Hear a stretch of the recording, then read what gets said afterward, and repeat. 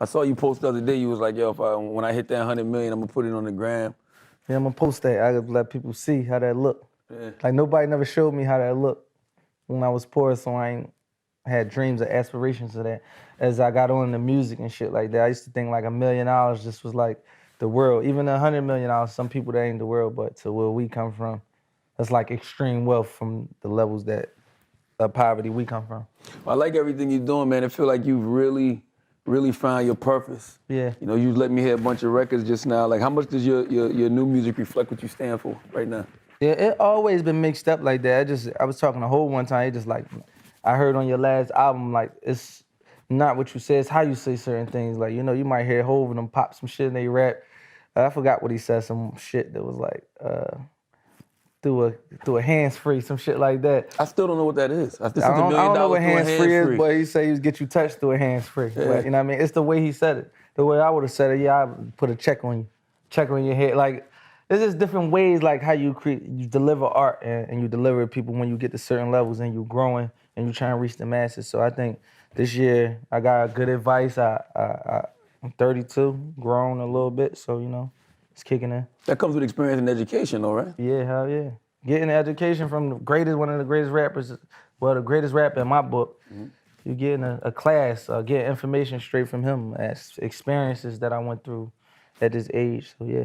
I wonder where you at, because on your first album, Dreams and Nightmares, you had a song called Traumatized. Yeah. But then on your Championships album, Grammy nominated, by the way, you got a song called Trauma. Yeah. So how have you changed mentally from the time you wrote the first song to the second? The first one, like the first song of Trauma, I'm sick. I'm in the hood. I got the hood mentality. Like, you know what I mean? I kill anybody. I do anything just for the dumbest reasons. In my mind, traumatized. You hear me talking about I want to kill a guy that killed my dad.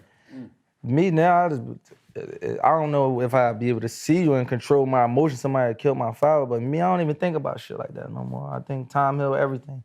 It ain't on my agenda to do, but as an 18-year-old kid, 19 years old, probably, when I wrote that rap, that was my mind frame. That was what I was feeling. So I think over like growth and shit like that, I changed. It's just different situations. Me probably at traumatized when I was doing that, when I was thinking that way, I still was being in the hood. I was still around murder. Still could have got murdered any day being in them environments, being paranoid, trying to protect yourself, being around death and shit like that. I've been out the hood kind of a little more for the last few years, so I don't have the same type of mentality fully, but it's still there. You think you've done anything to like try to deal with that trauma? Yeah, hell yeah. I've been smoking weed all week.